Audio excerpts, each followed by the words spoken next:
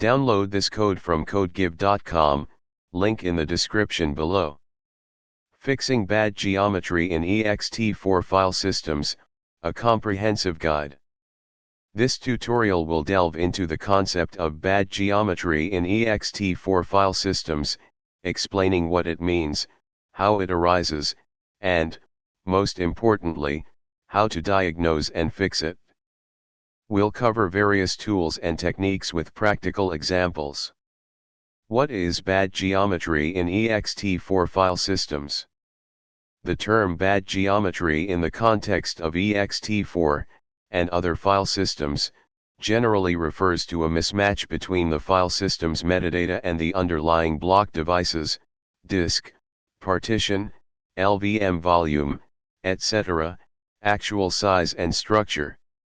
This discrepancy can lead to a variety of problems, including data loss. The file system might attempt to write data beyond the physical boundaries of the device, corrupting data in adjacent partitions or even overwriting critical system areas.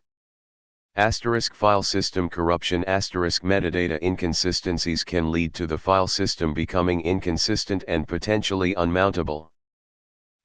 Reduced usable space. The file system might underestimate the total available space on the device, preventing you from utilizing its full capacity. Performance issues. Inefficient allocation due to incorrect geometry can degrade read and write performance.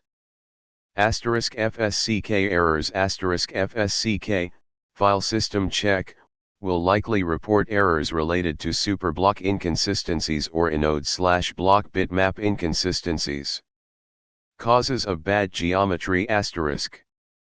Several factors can contribute to bad geometry. Incorrect partitioning. If the partition size used to create the file system doesn't align with the underlying disk geometry, cylinder boundaries, optimal alignment for SSDs, issues can arise. This is particularly common with older partitioning tools or when manually calculating partition sizes. Resizing operations. Resizing a partition or a logical volume without properly updating the file system's metadata can lead to inconsistencies. This can happen with tools like resize2fs if not used carefully or if interrupted mid-operation. Disk cloning/imaging. When cloning or imaging a disk, the target disk might have a slightly different size or sector configuration than the source. If the file system's metadata isn't updated accordingly, problems will occur. Virtual machine migration. Moving a virtual machine's disk image to a different hypervisor or storage system can sometimes cause geometry mismatches. LVM, logical volume manager. Changing the underlying physical volumes or logical volume sizes without properly updating the file system can lead to issues. Storage device firmware updates. In rare cases, firmware updates on storage devices might alter the reported geometry, causing inconsistencies. Direct block device manipulation. Directly writing to the block device using tools like DD without understanding the file system structure can easily corrupt the metadata. Hardware errors. Although less common, hardware errors can corrupt file system metadata. Diagnosing bad geometry. Before attempting to fix anything, it's crucial to accurately diagnose the problem. Here are several methods. 1. FSCK, file system check. FSCK is the primary tool for detecting and attempting to repair file system errors. It analyzes the file system's metadata and reports any inconsistencies. F forces a check even if the file system is marked as clean. This is essential when you suspect geometry issues. Replace /dev/sdxn with the appropriate device node. For example, /dev/sda1, /dev/sdb2, or /dev/mapper/vg0lv0. Use lsblk or parted L to determine the correct device. FSCK will report any inconsistencies it finds, including size mismatches or metadata errors. Pay close attention to any messages related to superblock corruption, inode bitmap errors, or block bitmap errors. These are often indicators of bad geometry. Tune2FSL lists superblock information. Tune2FS is a powerful tool for managing ext2/ext3/ext4 file system parameters. The L option lists the superblock information, which contains crucial details about the file system's geometry. Examine the output and look for the following. Block count the total number of blocks in the file system. Block size the size of each block in bytes. Reserved block count blocks reserved for the root user. First data block the starting block number for data. Blocks per group the number of blocks in each block group. Inodes per group the number of inodes in each block group. Inode count the total number of inodes in the file system. Compare these values with the actual size of the underlying block device. For instance, if the block count multiplied by the block size is significantly less than the apparent size of the partition, as determined by LSBLK, it suggests a potential geometry problem. 3. LSBLK, list block devices. LSBLK provides information about block devices, including their size, mount points, and partitions. Compare the size of the partition, example/dev/SDA1, reported by LSBLK with the file system size reported by Tune2FSL. Discrepancies indicate a geometry problem. 4. Parted L, list partitions. Parted is a partition editor. The L option lists partition information. This helps identify if the partition boundaries are correctly aligned with the underlying disk geometry. Check for warnings about misalignment. 5. Dump2FS, dump ext2/3/4 file system information. Dump2FS provides a more detailed dump of the file system's metadata than Tune2FS. This is helpful for examining the file system's structure and identifying potential inconsistencies. It provides more low-level information than Tune2FS, which can be useful in complex situations. Fixing bad geometry *. The appropriate fix depends on the cause and the severity of the geometry problem. Here are common solutions. 1. Resize 2FS, resize the file system. Resize 2FS is the primary tool for adjusting the size of an ext2/ext3/ext4 file system. It can be used to expand or shrink the file system to match the underlying partition size. Back up your data before using Resize 2FS. Expanding the file system. Most common scenario, this is typically used when a partition has been resized to a larger size, and the file system needs to be expanded to utilize the new space. This will attempt to resize the file system to the maximum available size of the partition. It's generally the safest option. If the resize fails, you can try specifying the desired size explicitly. Where size is the desired size in blocks or megabytes, example 1024 M.